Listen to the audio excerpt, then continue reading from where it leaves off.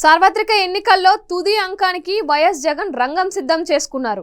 మరోసారి అధికారంలోకి రావడమే లక్ష్యంగా మేమంతా సిద్ధం బస్సు యాత్ర పేరుతో ప్రజల్లోకి వెళ్తున్నారు. ఈ బస్సు యాత్ర ఏప్రిల్ 24న శ్రీకాకుళం జిల్లాలో ముగియనుంది. బస్సు యాత్ర ముగిసిన వెంటనే శ్రీకాకుళం నుంచి నేరుగా సీఎం జగన్ పులివెందుల వెళ్లనున్నారు. ఏప్రిల్ 25న పులివెందులో ఎన్నికలకు నామినేషన్ దాఖలు చేయనున్నారు. అనంతరం అక్కడి నుంచే రాష్ట్ర వ్యాప్తంగా ఎన్నికల ప్రచారానికి నాంది పలకబోతున్నారు. రాష్ట్ర వ్యాప్తంగా ఉన్న అన్ని నియోజకవర్గాల పరిధిలో 100 బహిరంగ సభల్లో పాల్గొనేలా ఏర్పాట్లు చేస్తుంది వైఎస్ఆర్ కాంగ్రెస్ పార్టీ. ప్రస్తుతం మేమంతా సిద్ధం బస్సు యాత్ర రాష్ట్ర వ్యాప్తంగా దాదాపుగా 7 జిల్లాల్లో ముగిసిన నేపథ్యంలో త్వరలోనే ఎన్నికల ప్రచారానికి వెళ్లబోతున్నారు. ఇప్పటి వరకు మేమంతా సిద్ధం బస్సు యాత్ర అలాగే సిద్ధం బహిరంగ సభలు జరిగిన పార్లమెంటరీ కేంద్రాలను మినహాయించి మిగిలిన నియోజకవర్గాల్లో రోజుకి 4 నుంచి 5 సభలు ఉండేలాగా కార్యాచరణను సిద్ధం చేస్తోంది వైసీపీ. అందుకోసం ప్రత్యేకించి ఇన్ఛార్జీలను సైతం నియమించబోతోంది. వీటి కోసం ప్రత్యేకంగా ఏ నియోజకవర్గాల సభలు జరగాలి, ఏ నియోజకవర్గాల్లో పర్యటించాలి, ఎప్పుడు పర్యటించాలి, ఎలా పర్యటించాలి అనే దానిపైన రూట్ మ్యాప్ సిద్ధం చేస్తోంది. సభలు సమావేశాల్లో పాల్గొనేందుకు హెలికాప్టర్ను వినియోగించనున్నారు సీఎం జగన్.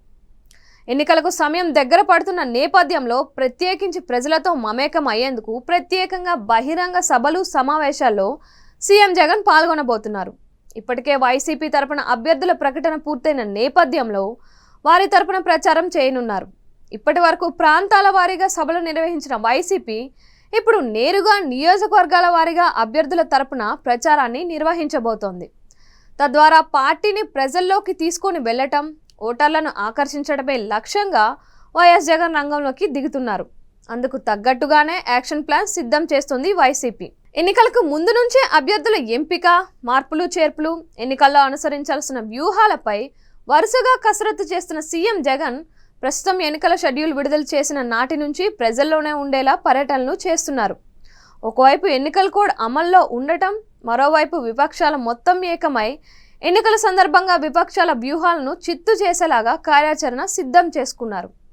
ఇప్పటి వరకు బీజేపీ, జనసేన, తెలుగుదేశం పార్టీ 3 ఉమ్మడిగా బరిలోకి దిగిన నేపథ్యంలో ఎలాగైనా 2019 నాటి ఫలితాన్ని రిపీట్ చేయాలని భావిస్తున్నారు. అందుకోసం ప్రత్యేక కార్యాచరణ సిద్ధం చేస్తున్నారు. మరోవైపు ఉమ్మడి వేదికలపై జాతీయ నేతలతో పర్యటనలకు ప్లాన్ చేస్తున్న కూటమి పార్టీల వ్యూహాలను ఢీకొట్టేలా జగన్ ప్రసంగాలు ఉండాలని ప్లాన్ చేస్తున్నారు.